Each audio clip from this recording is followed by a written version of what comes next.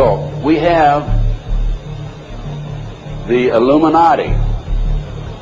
Now the Illuminati was established in 1776 by a fellow named Adam Weishaupt. In 1773, he was commissioned by one of the Rothschilds, House of Rothschild, to put together an organization called the Illuminati. And the goals that he was commissioned to set up, there were 25 of them.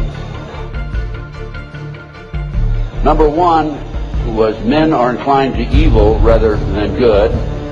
Number two goal and issue was to preach liberalism. Number three, use the ideas of freedom to bring about class wars. That's what we're doing today. Number four, any and all means should be used to reach our goals as they are justified. Number five, their rights lie in force. We're talking about the Illuminati rights lie in force. Number six, the power of our resources must remain invisible until the very moment when it has gained the strength that no cunning or force can undermine it. And if you will notice, it's been very few people know about the Illuminati, so they have maintained their invisibility until most recently. Number seven, advocated mob psychology to obtain control of the masses. Number eight, used alcohol, drugs, moral corruption, and all forms of vice to systematically corrupt the youth of the nation. Number nine, seize property by any means. We're seeing that on a daily basis. Number 10, deal with the use of slogans such as equity, liberty, fraternity into the mouths of the masses in psychological warfare. Boy, if that isn't Bill Clinton, I never saw it and never heard it before. That man is unbelievable. As former Congressman Dennemeyer describes him, he's a draft-dodging, womanizing, pathological liar. And he certainly fits into item number 10. Number 11 dealt with war. Number 11 theory and goal. In 1773, Adam Weishaupt set down policies that were publicly announced in 1939, folks. 1773, publicly announced 1939 by Britain and the United States. And the war should be directed so that the nations on both sides are placed further in debt and peace conferences conducted so neither combatants obtain territorial rights. Yalta. Perfect example. Stalin, Roosevelt, Winston Churchill after World War II. Number 12. Told those present that they must use their wealth to have candidates chosen to public office who would be obedient to their demands and would be used as pawns in the game by the men behind the scenes. The advisors will have been bred, reared, and trained from childhood to rule the affairs of the world. We have that today without any question. The men behind the scenes. Number 13, control the press. I documented that the mainstream media is being controlled by the big power people, by the phony politicians, by the bureaucrats, without any question about it. Number 14, their agenteurs will come forward after fomenting traumatic situations and appear to be the saviors of the masses when they are actually interested in just the opposite, the killing of the masses. Number 15, create industrial depression and financial panic, unemployment, hunger, shortage of food. Use this to control the masses or the mobs and use the mobs to wipe out all those who dare to stand in the way. Well, I'll tell you right now, every expert I've talked to is talking about food shortage. And it's coming, I'm convinced. Number 16, infiltrate into the secret Freemasonry to be used for their purposes. That's been documented many times. Number 17, expound the value of systematic deception. Use high-sounding slogans and phrases and advocate lavish promises to the masses, even though they cannot be kept. Number 18, detail plans for resolution. Discuss the art of street fighting, which is necessary to bring the population to a speedy subjection. Number 19, use their agentures as advisors behind the scenes after wars through secret diplomacy to gain control. Number 20, establish huge monopolies toward world government control. We're seeing that today, the huge monopolies. Number 21, use high taxes and unfair competition to bring about economic ruin by controlling raw materials, organize agitation among the workers, and subsidizing competitors. GATT, NAFTA. Number 22, build up armaments with police and soldiers sufficient to protect our interests. Number 23, members and leaders of the one world government would be appointed by the director. Number 24, infiltrate into all classes and levels of society of government for the purpose of fooling, bemusing, and corrupting the youth members of society by teaching them theories and principles that we know to be false. This is the outcome-based education program being shoved down our throats by the United Nations. Number 25, national and international laws should be used to destroy civilization. There's talk about the world population being decreased to 500 million, the United States population being decreased to 20 million.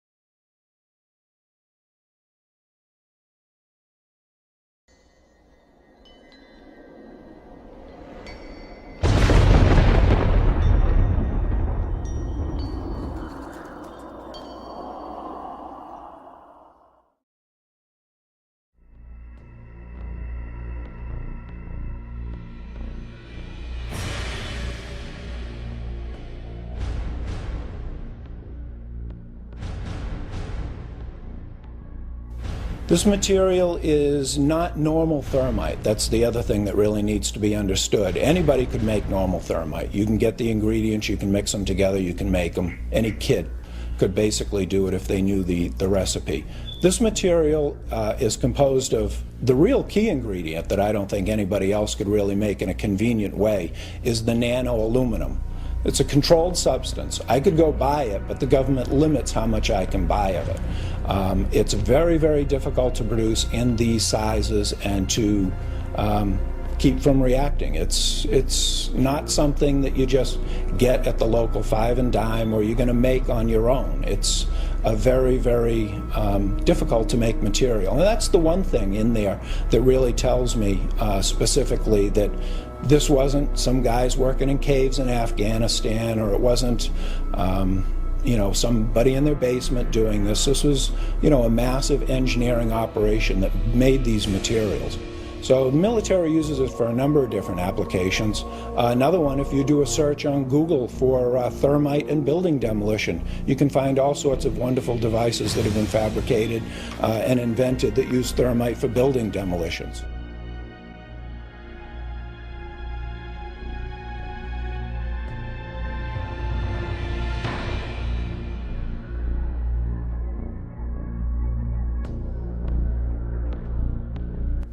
An example would be that in 1984 there was a patent issued for thermite cutter charges to be used in building demolitions that could shoot molten iron through the structural steel in milliseconds.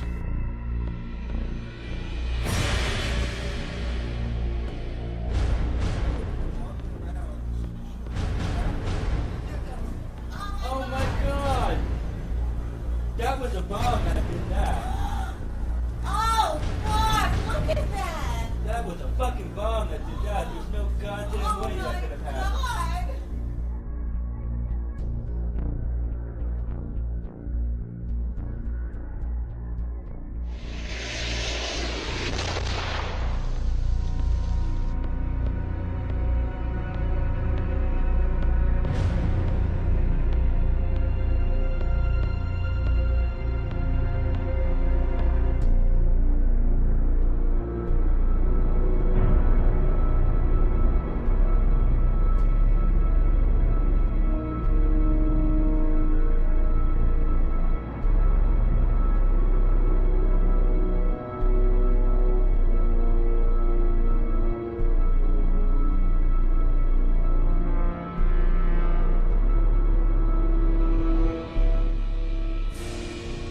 You can imagine when you assemble these chemicals on a large scale, the amount of heat that you generate.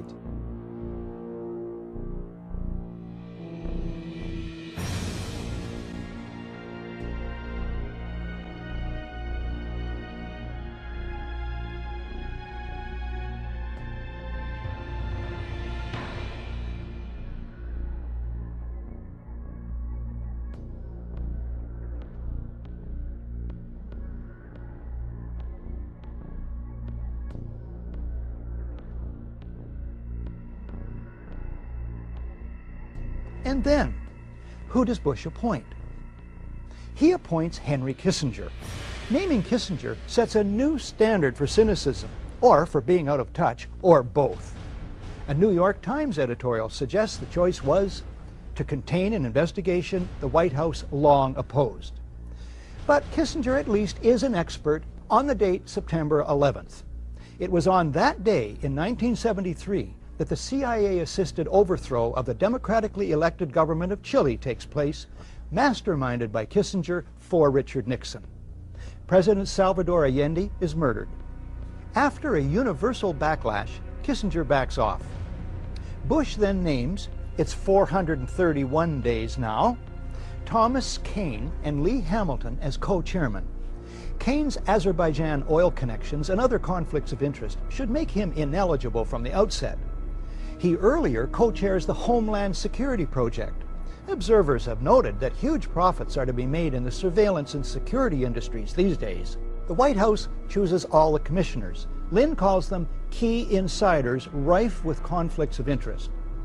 The White House brazenly appoints as the executive director one Dr. Philip Zelikow, a right-wing Republican hawk deeply involved in the Bush circle, a member of the Bush-Cheney transition team, and a National Security Council advisor with Condoleezza Rice under Bush 1. The Bush White House did everything in its power to derail an open inquiry. Then, when faced with its inevitability, the president and his aides sought to limit its scope, its access, and its funding.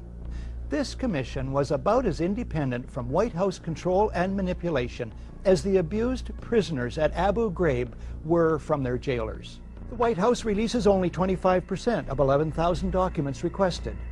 It blacks out portions of the released documents, resists requests that the administration officials testify under oath, and tries to rush the commission's deadline.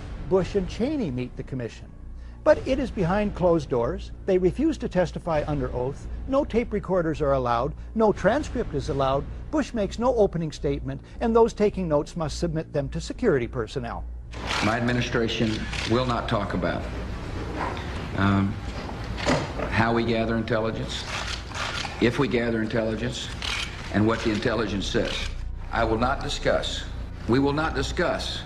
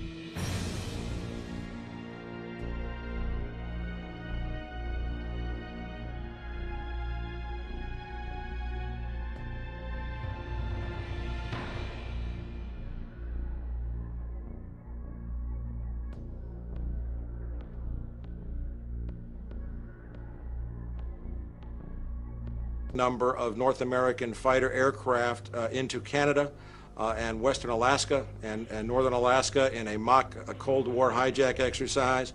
There was another drill, Vigilant Guardian, which was a hijack exercise, a command post exercise, but it involved the insertion of false radar blips onto radar screens in the Northeast Air Defense Sector. There was another exercise, Vigilant Warrior, which was in fact, according to a NORAD source, a live fly hijack drill being conducted at the same time. With only 8 available fighter aircraft, and they have to be dispatched in pairs, they were dealing with as many as 22 possible hijacks on the day of 9/11, and they couldn't separate the war game exercises from the actual hijacks. Hi, Boston Center, Team U. We have a problem here. We have a hijacked aircraft headed towards New York. We need someone to scramble some F-16s or something up there to help us out. Is this real world or exercise? No, this is not an exercise, not a test. But this was done deliberately, though.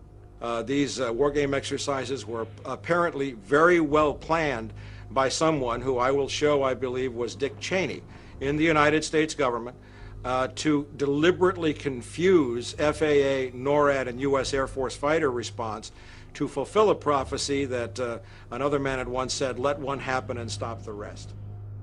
We do not have a clear explanation for why fighters from Andrews Air Force Base were sent out over the sea first and couldn't turn around, because the 9/11 Commission seemed to change all the evidence just arbitrarily right before it issued its final report. So we don't have a clear explanation, but certainly there was, it is all consistent with a motive that said, make sure that the fighters don't get to any place in time to stop the 3 critical attacks on the World Trade Center and the Pentagon. Do we want to think about scrambling aircraft? Oh, God, I don't know. That's a decision somebody's going to have to make probably in the next 10 minutes.